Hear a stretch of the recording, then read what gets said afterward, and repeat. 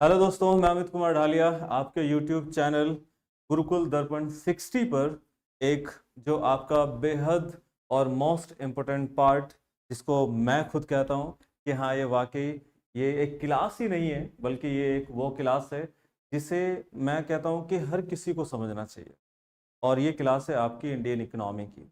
और बच्चों, Indian economy असल में मैं हमेशा अपनी क्लास में ये बात बोलता हूँ कि ये कोई सब्जेक्ट नहीं है, ये एक आपकी लाइफ का वो पार्ट है जिसे हर किसी को पूरी तरह से समझना चाहिए। ऐसा ही नहीं है, बल्कि जीवन में यह सब्जेक्ट इतना काम आता है, बच्चों के भी, बड़ों के भी, और मैं कहता हूं कि पूरे देश के, ठीक है। और पूरा विश्व बिना इकोनॉमी के कभी भी आगे नहीं बढ़ सकता है। ये क्यों मैं ऐसा कह रहा हूं? मैं इसलिए कह रहा हूं कि आपने देखा भी होगा कि हमारे देश के अंदर ये ऐसी क्या दुविधा है कि हमारा देश इकोनॉमिकली कभी बात नहीं करता है और अमेरिका कभी पॉलिटिकली बात नहीं करता है। वो भी अपने देश के अंदर पॉलिटिकली वो हमेशा बाहर बात करता रहता है, और वो उसकी स्ट्रैटेजी है, उसका प्लान है, और वो अपने तरीके से सही कर रहा है।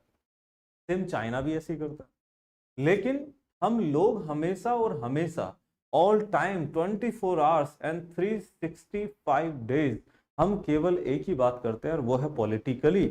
और यहां तक कि हमारे देश के तमाम न्यूज चैनल भी केवल पॉलिटिकली बात करते हैं, कभी इकोनॉमिकली बात नहीं करते हैं।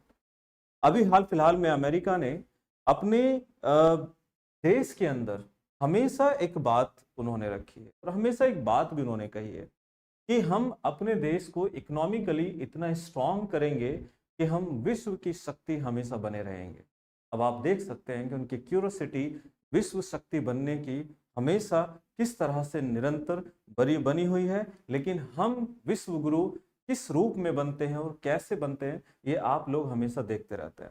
अब हम इसी बात को भी देखेंगे कि हमारा जो देश है, या इस देश के अंदर जो इकोनॉमिकल प्रोसीजर है, वो किस प्रकार का है, और कैसे स्टूडेंट को क्या क्या चीजें प्रोवाइड कराई जाती हैं। और उसमें भी ये एक पॉलिटिकली हम कह सकते हैं गेम है, और ये गेम केवल उनके लिए है कि ये लोग ज्यादा से ज्यादा इस चीज को अपने पास तक या उनके पास तक वो ना पहुंच सके, या फिर जो भी है बड़े लेवल में या हाई लेवल में हमेशा इस पार्ट को रखा जाएगा। अब चाहे यूपीएससी के अंदर देख लीजिए, 25 से 28 या कभी कभी 30 मार्क्स का भी यूपीएससी के अंदर ये इंडियन इकोनॉमी आ जाता है। राजस्थान आरएएस के अंदर, पीसीएस के अंदर, आपके हरियाणा पीसीएस के अंदर, सब में इकोनॉमिकल पार्ट बहुत ज़्यादा होता है, क्योंकि वास्तव में इसकी डिमांड है। और ये सबसे एक बेस्ट हम कह सकते हैं कि किसी को भी परखने का सबसे अच्छा एक सब्जेक्ट माना जाता है। तो हम स्टार्ट करते हैं आपका जो एक जिसको आपको पढ़ना है, इंडियन इकोनॉमी, जिसको बोलते हैं भारतीय व्यवस्था, भारतीय अर्थव्यवस्था। बच्चों, मैं हमेशा अपनी, चाहे ऑफलाइन क्लास हो चाहे अब ये ऑनलाइन क्लास हो, मैं हमेशा पहले एक ही बात समझाता हूं कि किसी भी सब्जेक्ट को हमें तब पढ़ना चाहिए जब हमें उस सब्जेक्ट के बारे में पता हो कि आखिर इस सब्जेक्ट की डिमांड क्या है, या फिर ये सब्जेक्ट किस बारे में हमें पढ़ाना चाहता है, तभी तो हम उसके बारे में पढ़ सकते हैं। जैसे कि आप लोगों ने देखा भी होगा कि कुछ पर्सन या कुछ दोस्त ऐसे होते हैं जो पहले अपनी खामियों को और अपनी अच्छाइयों को पहले बयां कर देते हैं। भाई देख, मैं इस प्रकार का आदमी हूं और मैं इस तरह की चीजें पसंद करता हूं, बाकी फालतू चीज मुझे अच्छी नहीं लगती है। भाई सेम चीजें सब्जेक्ट का भी होता है, जो उसके अंदर हमेशा होता है। तो उसको यदि समझ लिया तो आपने पूरा सब्जेक्ट समझ लिया, नहीं समझा तो फिर सब्जेक्ट आपके दिमाग से आउट हो जाता है। अब ये चीज क्या है, इसको भी आप देख लीजिए। देखिए कि अर्थ का मतलब जो होता है बच्चों, वो होता है मनी, और व्यवस्था का जो मतलब होता है वो होता है मैनेजमेंट।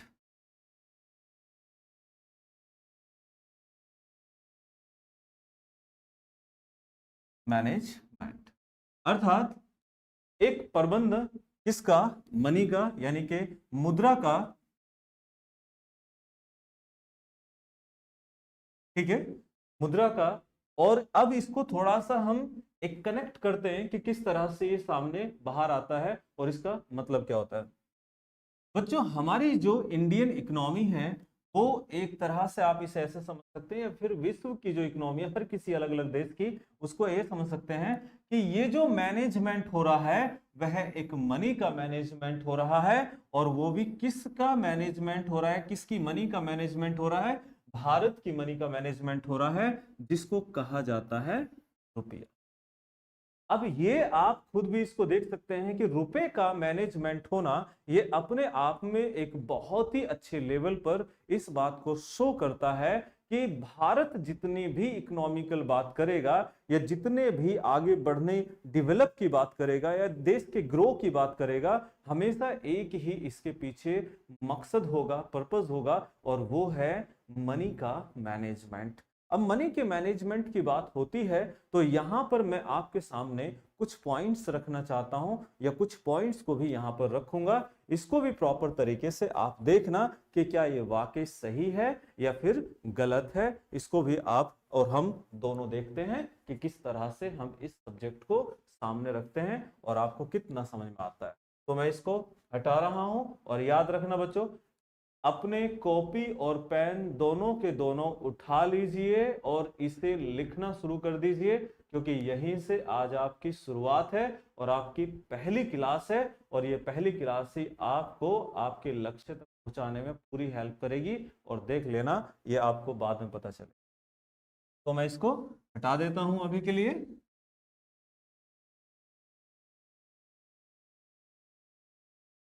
तो बच्चों, अब जो बात करी थी कि मनी का मैनेजमेंट है, तो यहां पर देख ले मनी का मैनेजमेंट है क्या। देखिए, मैं कुछ पॉइंट्स यहां पर लिख रहा हूं, जैसे नेशनल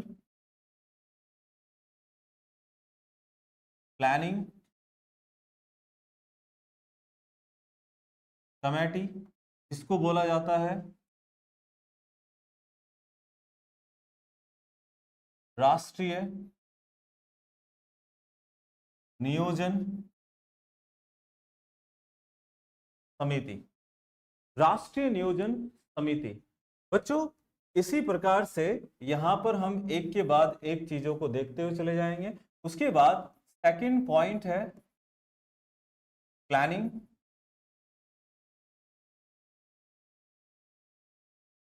कमीशन, जिसको बोला जाता है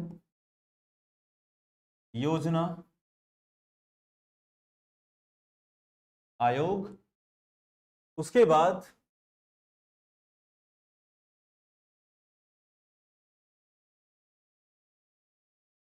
5 ईयर प्लान,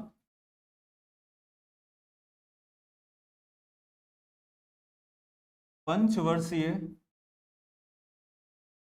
योजनाएं। अब पंचवर्षीय योजनाएं यानी कि 5 ईयर प्लान, ये किस तरह से है और कैसे है, ये भी मैं आपको पूरी तरह से इसमें बताऊंगा। जैसे कि आप लोग जानते हैं कि पंचवर्षीय योजनाएं जो कि 12 5 ईयर प्लान बन चुके हैं, और इनमें 3 एनुअल प्लान बन चुके हैं, यानी कि एपी यानी कि एनुअल प्लान बन चुके हैं। ठीक है। उसके बाद हम बात करते हैं नेक्स्ट पॉइंट पर, जिसका नाम है बैंकिंग सिस्टम, जिसको बोला जाता है बच्चों बैंकिंग प्रणाली। ठीक है।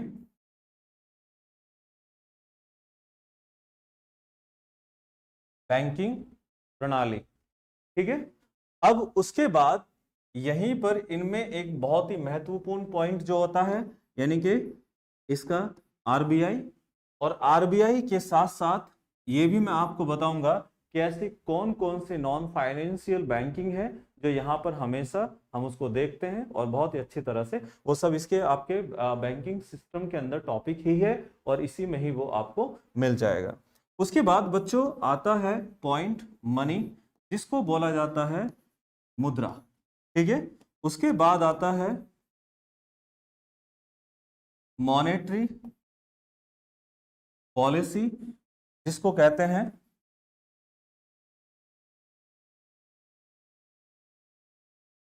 मौद्रिक नीति। अब मॉनेटरी पॉलिसी यानी कि मौद्रिक नीति, अब ये इतना बड़ा पॉइंट है, बल्कि विश्व का ही मैं इसको बोलूंगा। क्यों ऐसा है? क्योंकि भैया इसके बिना ना तो बैंक चल सकते हैं और ना ही बैंक से जुड़े हुए ग्राहक चल सकते हैं। ठीक है, तो ये होना बहुत जरूरी है। और सच्चाई ये है कि ये जो मॉनेटरी पॉलिसी है या मौद्रिक नीति है बच्चों, इसी के कारण ही आपके देश के अंदर महंगाई को नियंत्रण किया जाता है, या फिर महंगाई का, या फिर कह सकते हैं मनी का फ्लो बढ़ाया जा सकता है, जस्ट बिकॉज ऑफ आपका मौद्रिक नीति अर्थात मॉनेटरी पॉलिसी। ठीक है, उसके बाद हम आगे बढ़ते हैं और देखते हैं अगले पॉइंट को, जिसका नाम है फाइनेंस कमीशन। फाइनेंस कमीशन जिसको हिंदी में कहते हैं वित्त आयोग।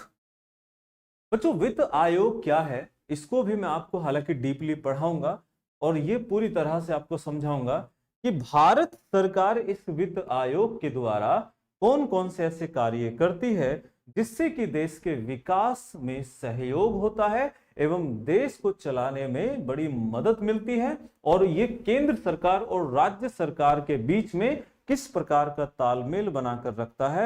ये सारी की सारी चीजें हमेशा कौन करता है? वित्त आयोग करता है। और ये फाइनेंशियली जितने भी एक कह सकते हैं डिसीजन है, ये सब वित्त आयोग के द्वारा भी ये यहाँ पर किए जाते हैं। और एक चीज ये भी मैं आपको बता दूं कि फाइनेंशियल एडवाइजर जो हमारे इस गवर्नमेंट का है वो आरबीआई को बहुत बड़े स्तर पर देखा जाता है। इसी तरह से यहाँ पर और भी बहुत सारी चीजें हैं जो मुझे आपको बतानी है। इसको एक थोड़ा सा ऊपर की तरफ पहुंचाते हैं।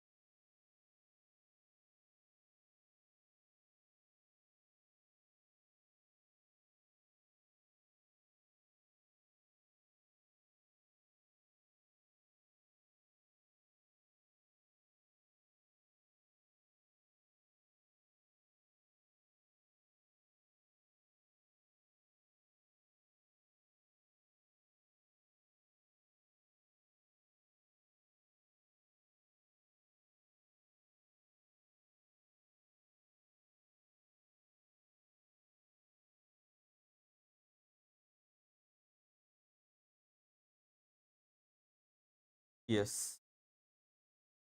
यही करना था, थोड़ा सा वक्त लगा, चलिए सॉरी। ठीक है, अब थोड़ा जल्दी जल्दी काम होता रहेगा, मिटाने की जरूरत नहीं पड़ेगी। ठीक है, ओके, आते हैं वापस पैन पर और देखते हैं अगला पॉइंट। देखिए, फाइनेंस कमीशन के बाद एक पॉइंट आता है फाइनेंशियल मार्केट, जिसको बोला जाता है वित्तीय बाजार। फाइनेंशियल मार्केट यानी कि वित्तीय बाजार। बच्चों फाइनेंशियल मार्केट और वित्तीय बाजार इसमें भी दो तरह के होते हैं।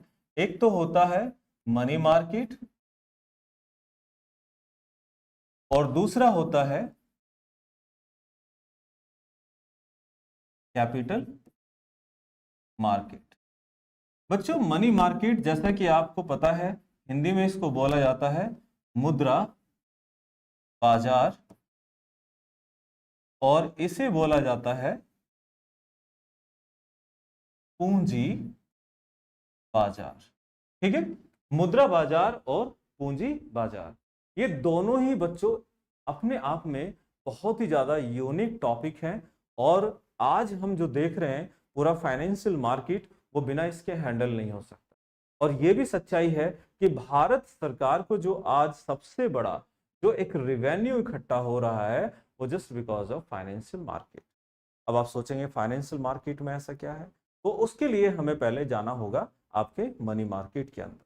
बच्चों मनी मार्केट को इसे पूरी तरह से जो इसे रेगुलेट किया जाता है वह आरबीआई के द्वारा रेगुलेट किया जाता है।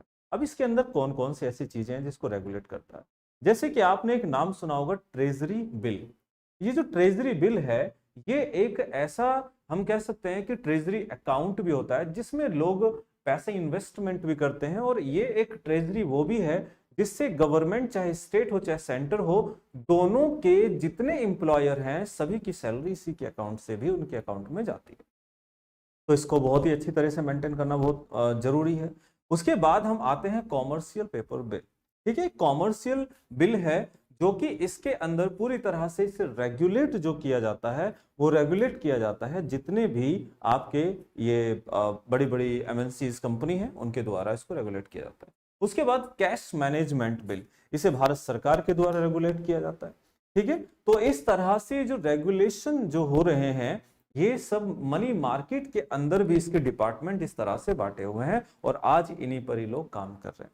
उसके बाद देखते हैं कि कैपिटल मार्केट क्या है। कैपिटल मार्केट तो इतनी फेमस मार्केट है कि बच्चा बच्चा तक आज इसको जानता है, और इसके बिना कोई नहीं है, और कह सकते हैं कि पूरी मार्केट ही नहीं है, क्योंकि हर कोई इससे जुड़ा हुआ है। अब देखते हैं कि क्या है ऐसा कि इसके होने ना होने से आपके जीवन में क्या फर्क पड़ सकता है। बच्चों, यदि आप किसी भी तरह से, आपने देखा होगा आपके फादर वगैरह काम करते हैं, पर कहीं पर जॉब करते हैं, या फिर एक अच्छी कंपनी में वो काम कर रहे हैं, या फिर किसी गवर्नमेंट जॉब पर वो अभी एम्प्लॉयर हैं, तो उनको अच्छे से मालूम होगा, और आपने भी कभी ना कभी इस चीज़ों में इन्वॉल्व अपना थोड़ा सा इंटरेस्ट दिखाया होगा कि शेयर मार्केट, जिसको पता है कि शेयर मार्केट भैया क्या है, तो शेयर मार्केट को आपको क्लियर कर देता हूं कि शेयर मार्केट इसी कैपिटल मार्केट के अंतर्गत आती है। दूसरी चीज, म्यूचुअल फंड भी इसी मार्केट के अंदर आता है।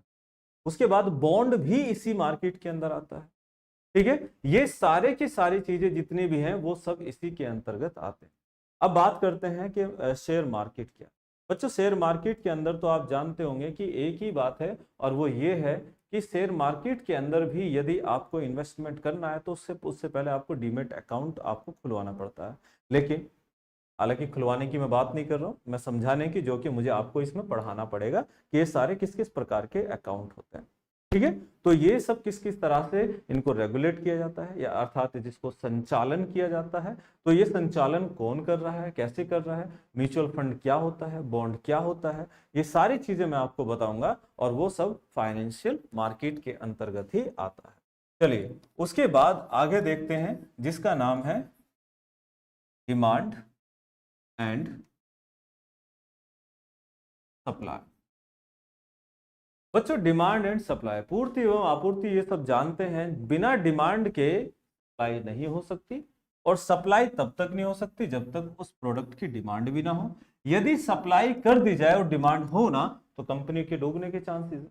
तो ऐसा क्या कब हुआ था? 2008 में अमेरिका के साथ हुआ था, और वही चीज है कि वहां की कंपनियां धीरे धीरे डूबने लगी थी, और वहां के एम्प्लॉयर्स को निकालने लगे थे। और ये आज जो आपके प्रोडक्ट बन रहे हैं, अब ये सारे डिमांड बेस हो चुके हैं। इसीलिए अब किसी कंपनी का प्रोडक्ट खराब होना जल्दी से लाजमी नहीं है, और ये पूरी तरह से ऐसी मार्केट हो गई है कि यदि डिमांड आती है तो सप्लाई किया जाता है, यदि डिमांड नहीं आती है तो सप्लाई को रोक दिया जाता है। तो इसी तरह से ये सारी की सारी चीजें अब एक बड़े स्तर पर की जा रही हैं, और ये आपको भी मैं समझाऊंगा कि डिमांड एंड सप्लाई के अंदर भी बहुत सारे कर्व होते हैं, बहुत सारे ऐसे मोड होते हैं जिनको आपको यहाँ पर समझना होगा कि वो किस किस प्रकार से किए जाते हैं। बच्चों, यहाँ एक पॉइंट और भी है जो आपको अच्छे से अपने एग्जाम के पॉइंट ऑफ व्यू को ध्यान में रखकर आपको करना पड़ेगा, जो कि बहुत ही ज्यादा इंपॉर्टेंट है। जैसे कि आपका पॉवर्टी, जिसको आप बोलते हैं गरीबी। उसके बाद आपका आता है अनएम्प्लॉयमेंट, जिसका आज हम लोग पूरी तरह से ग्रस्त हैं।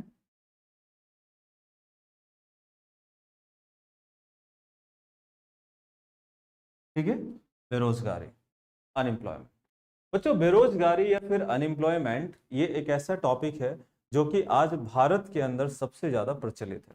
आप लोगों ने हाल ही के डाटा में सुना भी होगा कि अब जो राज्यों के स्तर पर यदि हम किसी को देखते हैं तो सबसे ज्यादा जो इस समय पर एक बड़े लेवल की हम बात करते हैं कि तेजी से अनएम्प्लॉयमेंट रेट की तरफ को जो बढ़ा है ग्राफ, यानी कि जिसका एक जो रोजगार का स्तर है वो डाउन गया है और बेरोजगारी का स्तर हाई गया है, तो वो स्टेट का नाम है हरियाणा।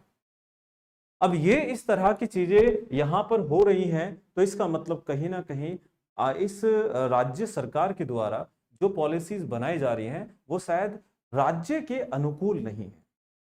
मैंने पहले ही शुरुआत में बताया था कि आखिर भारत सरकार या फिर ये जो इंडियन इकोनॉमी है इससे आपका क्या लेना देना है, या फिर मैंने एक शब्द इसमें जोड़ा था कि बिना इसके कोई भी देश या कोई भी व्यक्ति चल नहीं सकता। तो जाहिर सी बात है कि यहां से एक बात का तो पता चल रहा है कि जितने भी टॉपिक हैं ये सभी के सभी ये बात को पूरी तरह से चीख चीख के कह रहे हैं कि इनके बिना ना सरकार चल सकती है और ना इस देश के लोग चल सकते हैं, बल्कि इसके नहीं बल्कि किसी भी देश के लोग नहीं चल सकते। ऐसा मैंने क्यों कहा है ये भी मैं आपको बताता हूं। देखिए वापस आते हैं उसी चीज पर।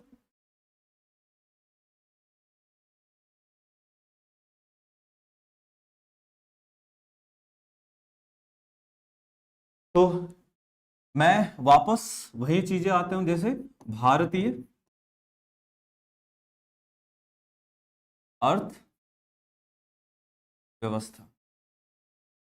अर्थ मतलब जैसे कि आप जानते हैं मनी, और व्यवस्था का मतलब अर्थात मैनेजमेंट। अभी मैनेजमेंट जो हो रहा है मनी का हो रहा है, किसकी हो रहा है, भारत की का हो रहा है। समझ लेना बच्चों, भारत यहां पर आपको हर एक टीचर एक ही बात समझाता है कि भैया अर्थव्यवस्था तब तक अधूरा शब्द है जब तक किसी इस शब्द के साथ किसी देश का नाम नहीं जुड़ जाता।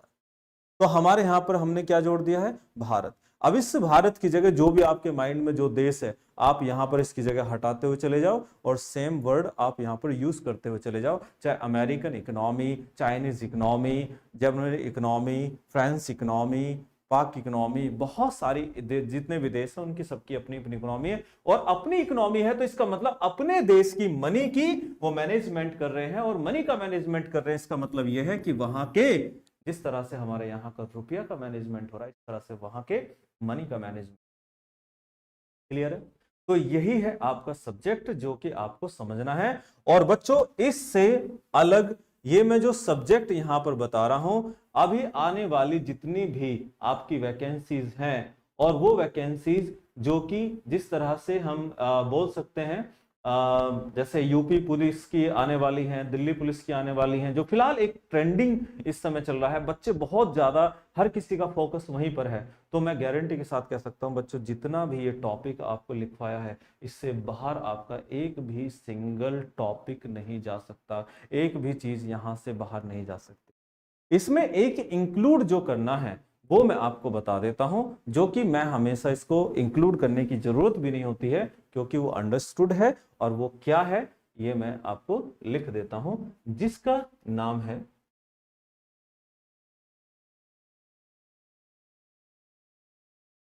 बजट। क्लियर है बच्चों? ये बजट, इसको तो भाई पढ़ना ही पढ़ना है, इसको देखना ही देखना है। तो ये मैं जब सबसे एंड होता है तब कराता हूं, क्योंकि बजट से सवाल एक या दो आपको मिलता है, मिलता है, रखा हुआ मिलता है। ठीक है, तो ये इसमें कोई ऐसी बात नहीं है, आपको तुरंत ये सारी चीजें प्रोवाइड हो जाएंगी। तो हम अब अपने देश की इकोनॉमी की जब बात करते हैं तो हम शुरू से शुरू करते हैं कि चीजें किस प्रकार से हैं और किस प्रकार से नहीं है। हर तरह से आपको बताया जाएगा, हर तरह से आपको समझाया जाएगा। और बच्चों मैं अपनी तरफ से ये आपको गारंटी के साथ इस बात को कह सकता हूं कि जितना भी इंडियन इकोनॉमी में आपको कराऊंगा उससे बाहर एक भी आपका सवाल नहीं जाएगा। लेकिन इसके लिए खुद को पढ़ना भी पड़ेगा। हमारा पढ़ाने से मतलब ये नहीं है कि हमारी ड्यूटी खत्म हो गई है, हमारी ड्यूटी तब तक भी चलती रहती है जब तक आप खुद भी पढ़ाई नहीं करते। मैक्सिमम बच्चों की एक सबसे बुरी हालत जो मैं हमेशा क्लासों में देखता रहता हूँ, हमेशा लोगों में देखता रहता हूँ, या फिर उन पेरेंट्स जो कि बहुत चिंतित हैं अपने बच्चों को लेकर। बहुत सारे पेरेंट्स ने कहा भी है हमारा बच्चा पता नहीं पढ़ता है, किताबें हाथ में रहती हैं, पता नहीं ध्यान कहाँ रहता है। कभी देखो पेरेंट्स पेरेंट्स होते हैं, हमेशा नोटिस कर लेते हैं बच्चा किस लेवल पर जा रहा है या कहाँ पर वो इस समय गुम हो रहा है। हर तरह से उनकी निगाह होती है, बस कभी कह नहीं पाते हैं। ये उनकी मजबूरी समझ लीजिए या फिर उनका बेबसपन समझ लीजिए, क्योंकि ये एक ऐसी चीज होती है कि बच्चा भी थोड़ा सा बदतमीज किस्म का होता है। यदि पेरेंट्स किसी चीज का उसके अच्छाई के लिए ऑब्जेक्शन उठा दे तो पेरेंट्स ही उसकी नजर में गंदे हो जाते हैं। आजकल के इस तरह के निहायती बदतमीज उनको बोलूंगा, ठीक है, जो अपने पेरेंट्स की फीलिंग्स को या फिर अपने पेरेंट को पूरी तरह से कहीं ना कहीं वो एक मिसयूज भी करते हैं और हमेशा मिसगाइड भी करते हैं। और देखो, मिसगाइड और मिसयूज कर किसका रहे हैं? अपने बाप का, जो उनका खुद का बाप है, जबकि उन्हें पता है कि वो किस किस रास्तों से होकर गुजर गया और तुम अब गुजर रहे हो, ठीक है। तो वो पहले से ही भाई हर चीज से पूरी तरह से निकल चुके हैं और तुम अब निकल रहे हो, तो सिखाने की जरूरत नहीं है, उन्हें हर चीज का पता है। लेकिन उन्हें यह भी पता है कि मैंने यदि वे बात बोल दी तो हो सकता है कि मेरे सामने भी खड़ा हो जाए। इस खड़े होने की वजह से ही वो चुप होता है, क्योंकि बच्चा थोड़ा बदतमीज किस्म का भी होता है। लेकिन ऐसे भी बच्चे हैं जो बहुत ही ज्यादा समझदार हैं, बहुत ही ज्यादा एक फैमिली ओरिएंटेड हैं और बहुत ही ज्यादा अपने करियर ओरिएंटेड को भी ध्यान में रखते हुए वह अपने शिखर तक पहुंच जाता है और साथ में उसके फैमिली भी खड़ी होती है। तो ये जो बच्चे होते हैं ये वाकई बहुत यूनिक होते हैं और असल में वही इस जमीन पर स्वर्ग का भी एहसास करते हैं, ठीक है। तो इस तरह की यदि मानसिकता है तो आप वाकई बहुत आगे जा सकते हैं और आपको रोकने वाला स्वयं भगवान भी नहीं होगा, ठीक है।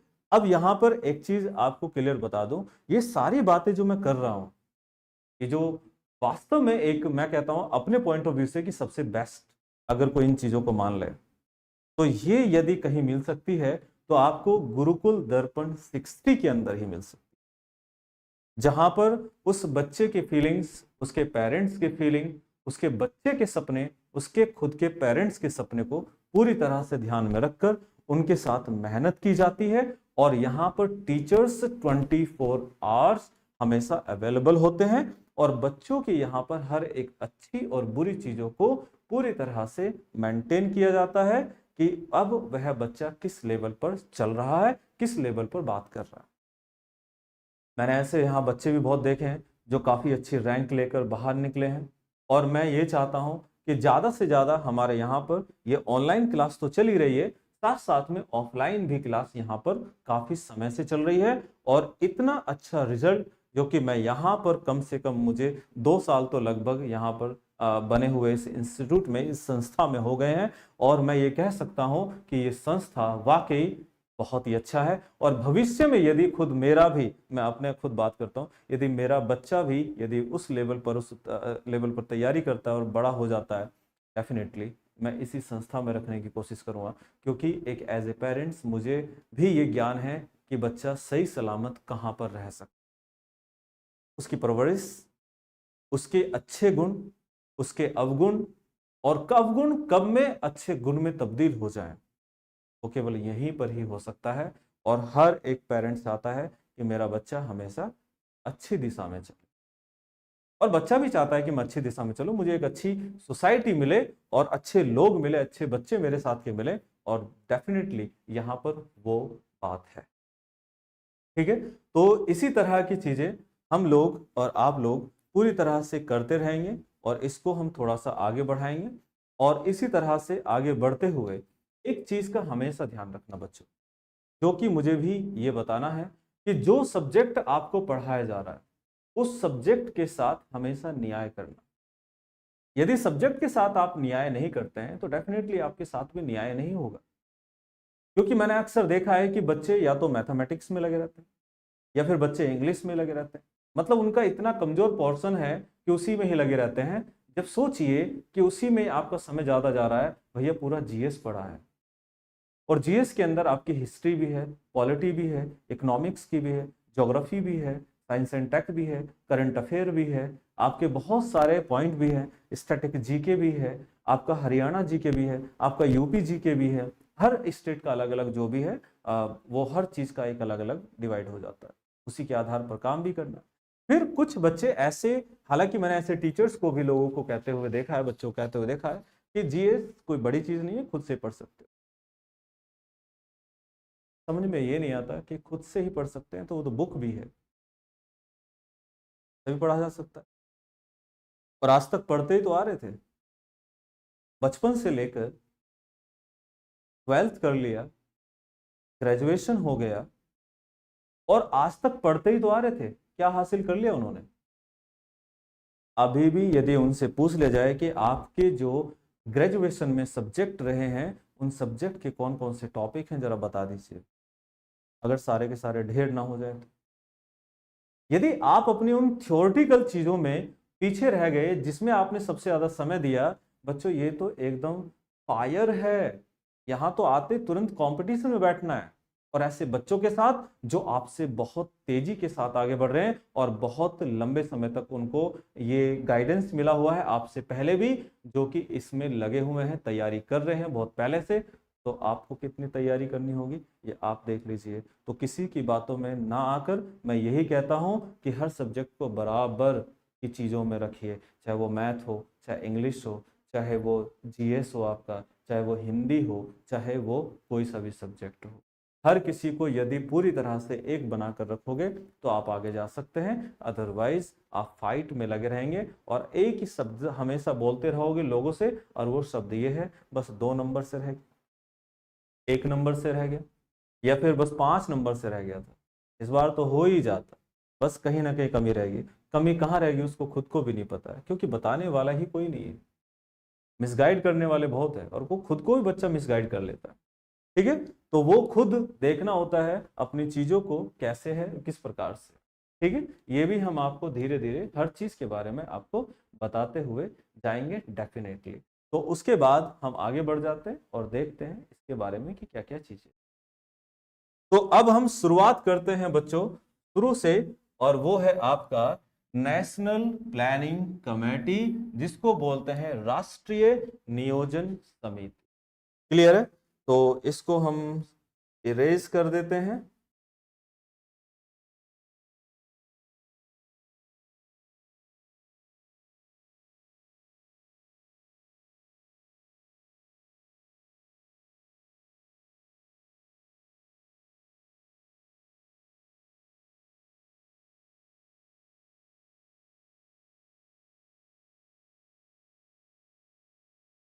बच्चों पहले ही मैंने बोला था, मैं वापस इसको दोहरा रहा हूं, कि जिस किसी भी बच्चे को लग रहा है कि पता नहीं हमारा क्या होगा क्या नहीं होगा, तो भाई मैं क्लियर सी बात बोल रहा हूं, जब मेरी आप एक बात नहीं सुन रहे हैं कि अपना कॉपी और पेन लेकर आराम से बैठ जाएं, जो जो लिखवा रहा हूं उसको राइट डाउन कर लें, तो जब आप ये नहीं कर रहे हैं तो आप फिर शिकायत किस बात की कर रहे हैं?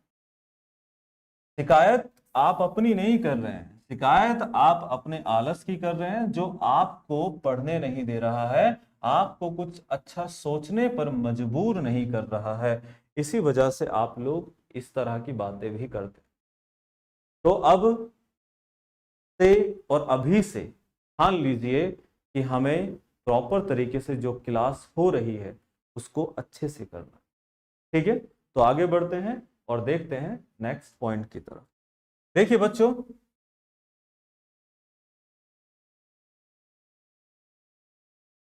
नेशनल प्लानिंग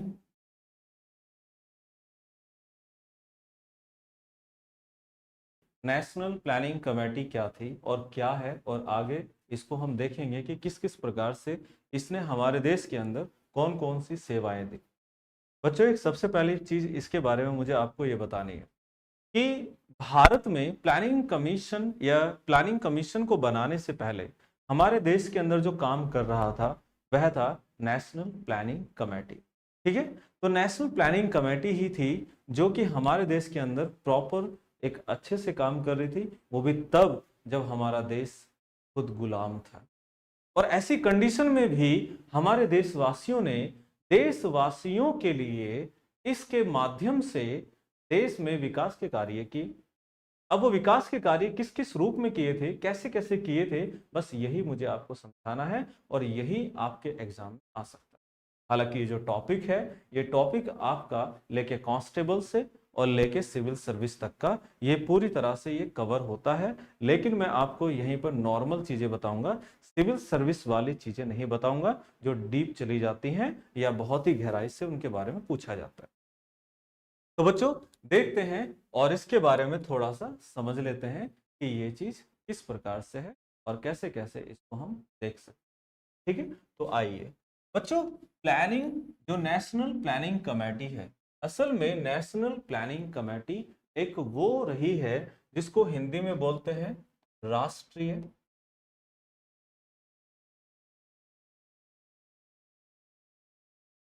नियोजन समिति। राष्ट्रीय नियोजन समिति बच्चों, ये थोड़ा सा इसके बारे में इतना जान लेते हैं कि इसको जो स्थापना, ठीक है, इस्टेब्लिश्ड जो किया गया था ये हुआ था 1938 में। अब ये 1938 में जो इसकी स्थापना की गई, तो अब आप देख सकते हैं कि उस टाइम पर तो हमारा देश वैसे ही गुलाम था, अंग्रेजों के चंगुल में था, और इतना होते हुए भी हमारे देश के लोगों ने यहां पर अच्छे से काम किया। अब इसी डेट के अंदर एक चीज और छुपी हुई है, और वो छुपी हुई क्या है कि जहां पर हमारे लोग भी उस समय पर पूरी तरह से इकोनॉमिकली बात कर रहे थे, उसी जगह पर 1938 में आरबीआई के द्वारा इंग्लैंड सरकार ने पहली बार नोट को प्रिंट किया था। ठीक है, नोट को प्रिंट किया था। यदि सवाल पूछा जाता है कि पहली बार आरबीआई के द्वारा या आरबीआई के माध्यम से नोट प्रिंट कब किया गया था, तो भैया लिख देना या बता देना कि 1938 में किया था। ठीक है, तो इसी तरह से यहां पर ब्रिटिश गवर्नमेंट भी अपनी लगी हुई थी अच्छे कार्यों में, जो कि अपने स्तर पर वो काम कर रही थी, और उसी तरह से हमारे भारतीय लोग भी जो कि उनके अगेंस्ट जाकर अपने लोगों के लिए बड़ी सहायता कर रहे थे। अब वो उनके अगेंस्ट जाकर ऐसी क्या काम थी, इससे पहले हम इसके बारे में थोड़ा सा जान लेते हैं, थोड़ा सा पहचान लेते हैं। यदि कॉपी पेन आपने उठाया हुआ है तो सबसे पहले चीज आप एक लाइन इसमें लिख लीजिए, जो लाइन है ये कि राष्ट्रीय नियोजन समिति का प्रथम अध्यक्ष पंडित जवाहरलाल नेहरू थे। अर्थात पंडित Jawaharlal Nehru was the first chairman of National Planning Committee in 1938। ठीक है, अब ये चीज जिस तरह से आप लोग देख रहे हैं, यहीं पर एक नोट डालकर आप लिख सकते हैं कि national planning committee established by Netaji Subhash Chandra Bose in 1938। अब आप ये भी देख सकते हैं, और यहां पर म्यूचुअल अंडरस्टैंडिंग भी देखिए, जो आज के समय में एक पॉलिटिकली मुद्दा बनाकर इसको आगे रखा जाता है।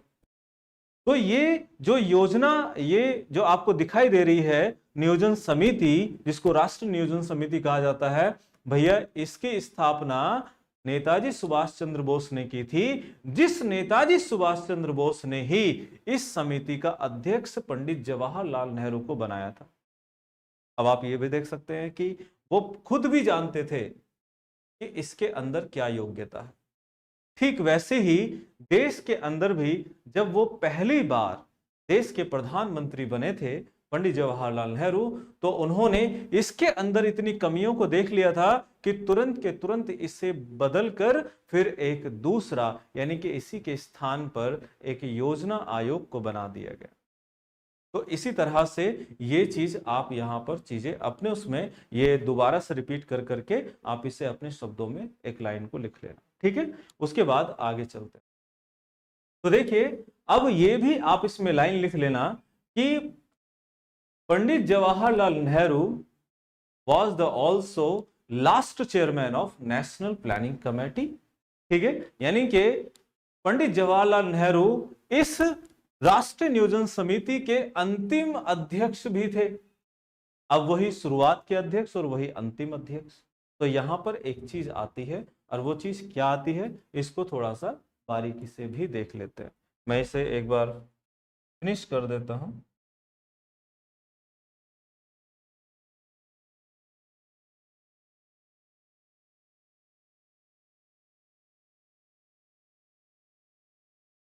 इसको थोड़ा सा इस तरह से बच्चों समझना है कि जैसे ये राष्ट्रीय नियोजन समिति है जो इस्टेब्लिश्ड जो किया सुभाष चंद्र बोस ने किया, और इसको समाप्त जो किया था, डिसॉल्व्ड जो किया था, वो किसने किया? नेहरू ने किया। और नेहरू ने ही इसके बदले फिर एक योजना बनाई, और योजना बनाने वाली एक योजना आयोग को बनाया जिसका नाम रखा प्लानिंग कमीशन।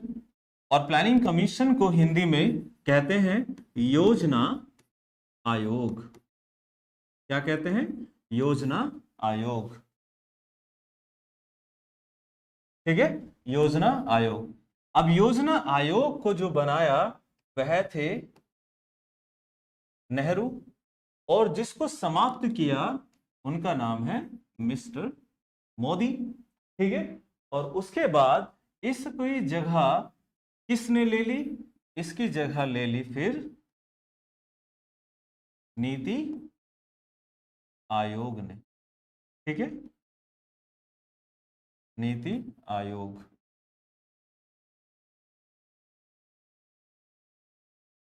नीति आयोग ने। अब इसको समाप्त किसने किया? तो शुरुआत किसने की इसकी, अर्थात एस्टैब्लिश किसने किया? मोदी ने। और अभी खत्म करने वाला भाई कोई है नहीं। ठीक है, तो कौन होगा ये नहीं पता, कब होगा ये भी नहीं पता। ठीक है, लेकिन अभी ये काम कर रहे हैं, ये चल रहा है, और ये एक बॉडी है जिसको आपको प्रॉपर तरीके से यही चीज समझना है कि इसने क्या काम किया था, इसने क्या काम किया था, और ये क्या काम कर रहा है, ये वर्तमान में है। ठीक है, तो इसी तरह से हम आगे बढ़ते हैं और चीजों को वापस जाकर वहीं पे ही देखते हैं कि उसके द्वारा बनाई गई कौन कौन सी योजनाएं हैं। ठीक है बच्चों, तो आगे देखते हैं। ये यदि उतार लिया होगा, नहीं भी उतारा तो कोई बात नहीं, इसको एक बार पॉज करके इसे उतार लेना। ठीक है,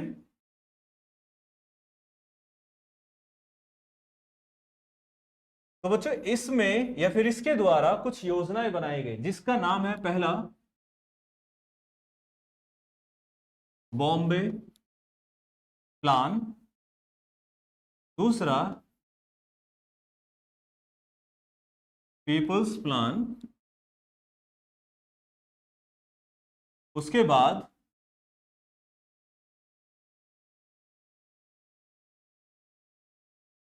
गांधीयन प्लान, और फिर सर्वोदय प्लान। बच्चों Bombay plan, people's plan, Gandhian plan and Sarvodaya plan, ये फिर प्लान बनाए थे किसने? राष्ट्रीय नियोजन समिति ने, नेशनल प्लानिंग कमेटी ने। और नेशनल प्लानिंग कमेटी ने जो बनाए उसको भी देख लेते हैं कि कब कब और कैसे कैसे बनाए। बच्चों ये जो योजना थी 1944 में बना। अब आप ये सोचेंगे कि इसकी स्थापना तो 1938 में की गई, तो फिर 5 साल बाद आफ्टर 5 ईयर ये प्लान क्यों चलाया गया? तो भैया फंड की कमी थी, स्ट्रैटेजी की कमी थी, जिसके कारण ये डिले होता गया और लेट होता गया, क्योंकि हमें अंग्रेजों के खिलाफ भी जाना था और अंग्रेज ज्यादा बुरा ना मान जाए ऐसा काम भी करना था। तो उसके लिए पूरी तरह से प्लान बनाया। जब एक व्यक्ति ने ही इसके बारे में बड़ी अच्छी से बारीकी से जब लोगों को समझाया, या हम कह सकते हैं नेहरू को समझाया, तो नेहरू की बड़ी अच्छी समझ में आई। उसने कहा कि भाई तू ही बना इसे। तो अब ये सवाल उठता है कि इस बॉम्बे प्लान को फिर बनाने वाला व्यक्ति कौन था? ठीक है, तो इसे भी देख लेते हैं। तो जो बॉम्बे प्लान को बनाने वाला जो व्यक्ति था, वह व्यक्ति था अर्देशीर दलाल। ठीक है, अर्देशीर दलाल।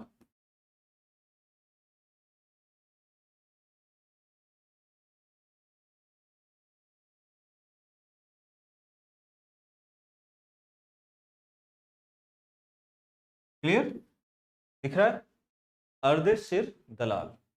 तो बच्चों ये वो व्यक्ति था जिसने बॉम्बे प्लान को बॉम्बे में चलाया।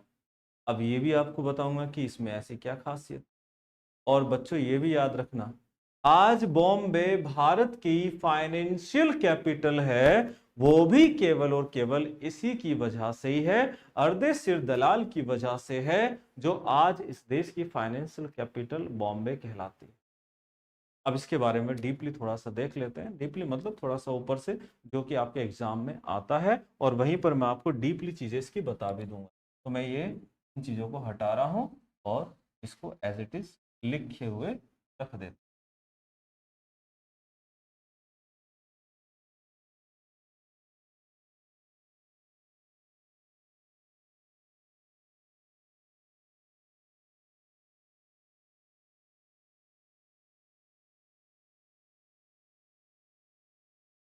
देखिए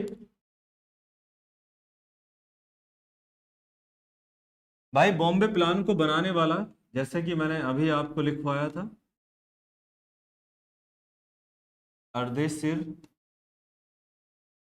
दलाल,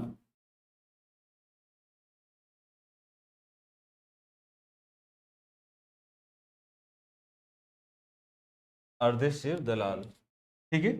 इसने बनाया, कब बनाया? 1944 में बनाया। ये बेस्ड किस पर थी? कैपिटलिस्ट इकोनॉमी पर थी, ठीक है। उसके बाद किस मॉडल पर थी?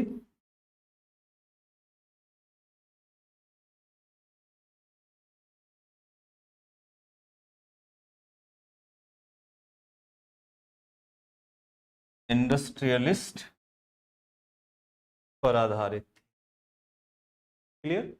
अर्थात ये इंडस्ट्रियलिस्ट मॉडल पर आधारित थी और कैपिटलिस्ट बेस को बनाया गया था। ये पूरी तरह से ये एक पूंजीवादी अर्थव्यवस्था पर आधारित थी। इसका मतलब साफ है, इस पूंजीवादी अर्थव्यवस्था का मतलब ये है कि इसमें किसी सरकार का, किसी लोगों का कोई मतलब नहीं है, इसमें केवल कंपनी का ही हस्तक्षेप है और कंपनी के द्वारा डिसीजन लिए गए हैं और कंपनी के द्वारा ही ये मॉडल तैयार किया गया है और कंपनी के ही माध्यम से डेवलप भी किया गया है, ठीक है।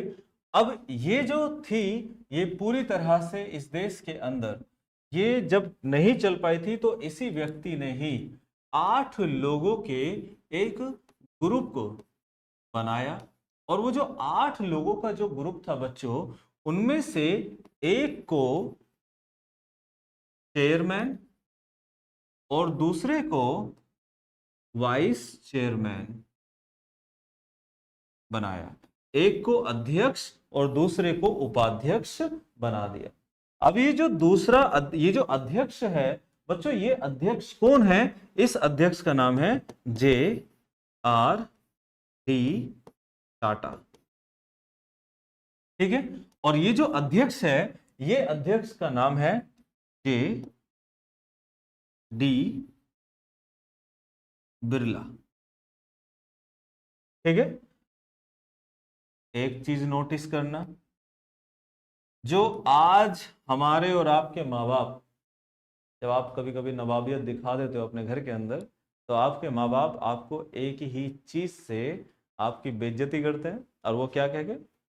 घना नवाब ना बन, मतलब घना टाटा बिरला ना बन। ये जो घना टाटा बिरला ना बन, ये भाई इसी टाइम की देन है जब इन दोनों ने मिलकर इस योजना को चलाया था और पूरे देश के अंदर, पूरे दुनिया के अंदर इन दोनों का इतना नाम हो गया था, जिन्होंने अपने देश के लोगों के लिए एक बहुत ही बड़े स्तर पर काम किया था। और ये आज भी अपने देश के लोगों के लिए बहुत बड़े स्तर पर चैरिटी करते हैं। और ये तब भी इन्होंने बहुत अच्छे स्तर पर काम किया, और इसी वजह से इन दोनों का आज भी नाम एक साथ लिया जाता है, Tata Birla, just because of Bombay plan, Bombay plan के कारण। तो बच्चों इसको उतार लेना अच्छे से, और यहीं से ही सवाल पूछे जाते हैं। सवाल कैसे पूछे जाते हैं मैं आपको क्लियर कर देता हूं, बता देता हूं। जैसे बॉम्बे प्लान कब बनाया गया, दूसरा बॉम्बे प्लान को किसने बनाया, तीसरा बॉम्बे प्लान किस पर आधारित था और उसके बाद बॉम्बे प्लान को किस मॉडल पर आधारित किया गया। ठीक है, ये इस प्रकार के सवाल बनाए जाते हैं। उसके बाद कि 8 बॉम्बे प्लान के जो ग्रुप था उस ग्रुप का चेयरमैन किसे बनाया गया और वाइस चेयरमैन किसे बनाया गया। ठीक है, और ये आपको क्लियर कर दूं कि जो आज देश के अंदर टाटा, बिरला, रिलायंस, अजीम प्रेम जी, ये सारे के सारे जो आज बने हुए हैं वह सब यही और इसी ही मानसिकता और माइंडसेट के आधार पर ही ये लोग आज ग्रो कर रहे हैं। और ये भी आपको क्लियर कर दूं, अमेरिका भी केवल इसी ही पॉलिसी पर चला था और चल भी रहा है और आज सबसे आगे है। ठीक है, और ये आप इसे लिख लेना कि Bombay plan was the most successful plan before independence. ठीक है, तो इसको एक बार जरूर देख लेना, हालांकि देखने की जरूरत नहीं है, इतना ही है और यहां से ही आपका सवाल बनता है। यदि सवाल आया तो यहीं तक ही आएगा, इससे आगे से कोई सवाल नहीं आ सकता या इससे अलग से कोई सवाल आपसे पूछ ही नहीं सकता, गारंटी के साथ कह सकते। ठीक है, तो आगे चलते हैं नेक्स्ट पॉइंट पर और चीजों को देख लेते हैं बारीकी से। तो चलिए बच्चों,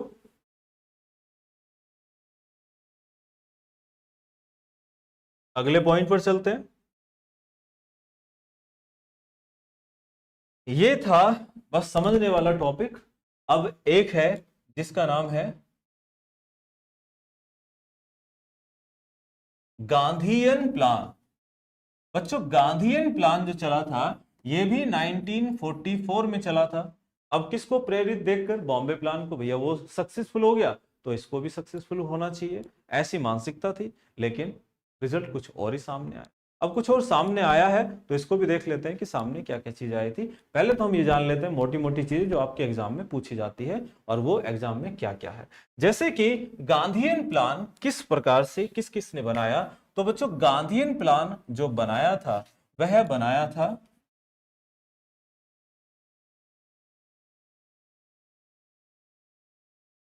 श्रीमन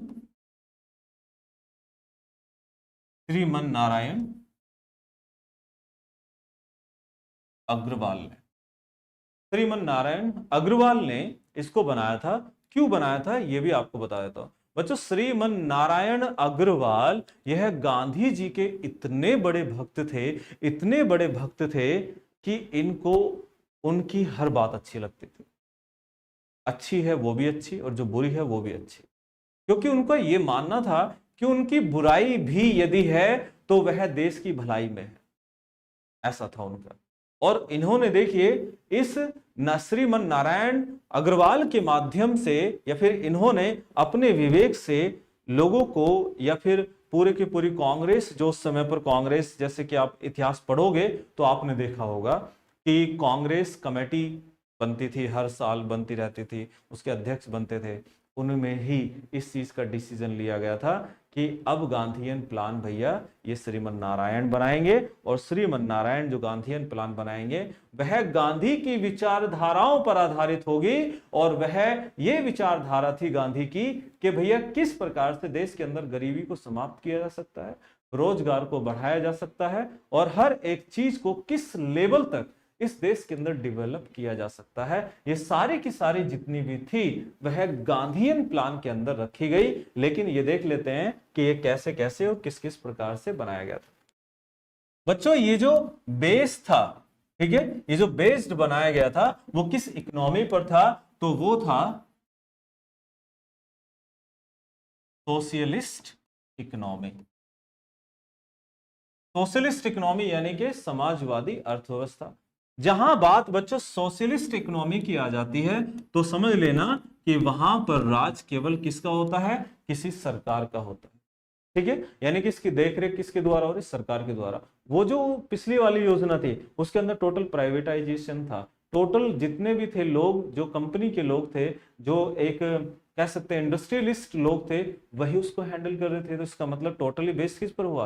कैपिटलिस्ट इकोनॉमी पर, जिनका सारा का सारा उन्हीं के हाथ में था। लेकिन दोबारा से कैपिटलिस्ट क्यों नहीं बनाया भैया? इसलिए नहीं बनाया था क्योंकि कुछ लोगों ने मंद बुद्धि जिसको कह सकते हैं, फिर बहुत उच्च स्तर की बुद्धि कह सकते हैं, जिन्होंने इस बात को बार बार छेड़ा कि भैया यदि सारी चीज आप प्राइवेटाइजेशन के हाथ में डाल दोगे तो प्राइवेटाइजेशन पूरी तरह से मनमानी कर सकता है। बात तो बिल्कुल सही है। तो कुछ चीजें गवर्नमेंट के हाथ में भी होनी चाहिए। उसके बाद फिर से ये भी चर्चा चलने लगी कि जब पूरी तरह से ये भी विफल हो गया कि भैया आगे चलकर ये भी हो सकता है कि देश के अंदर जो भी सरकार बनेगी, सरकार अपनी मनमानी कर सकती है। तो फिर ऐसा भैया क्या करें कि क्या हो जाए? तो तब जाकर मिक्स्ड इकोनॉमी को एक्सेप्ट किया गया था, क्योंकि इसके अंदर दोनों ही आपस में मिलकर काम करते हैं। ठीक है, ये सारी की सारी चीजें मैं आपको धीरे धीरे बताता रहूंगा, चीजें क्या होती थी, कैसे होती थी, हर चीज आपको क्लियरली कर। ठीक है, आगे है और देखते हैं कि इसके अंदर और भी क्या क्या चीजें थी। अब इसको जो कह सकते हैं कि इसका जो मॉडल था बच्चों, वो मॉडल पूरी तरह से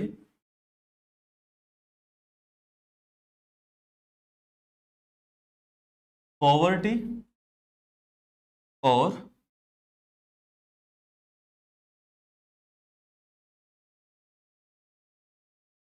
अनएम्प्लॉयमेंट को ध्यान में रखकर चीजों को किया गया था।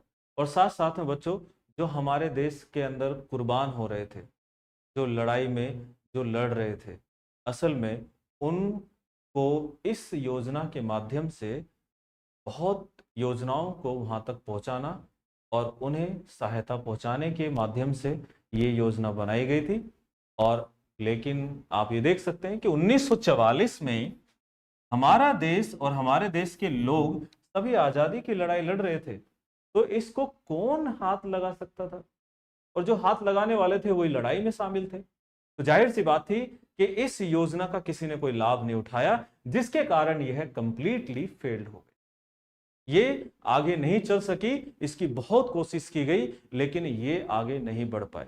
तो इसी वजह से ही देश के अंदर ये बहुत सारे ऐसे चक्र हुए जो कि उथल पुथल होते रहे, और इसी उथल पुथल में चीजें क्या क्या होती रही ये भी आपको पूरी तरह से मैं बताऊंगा, जो कि अगली क्लास में होगा बच्चों।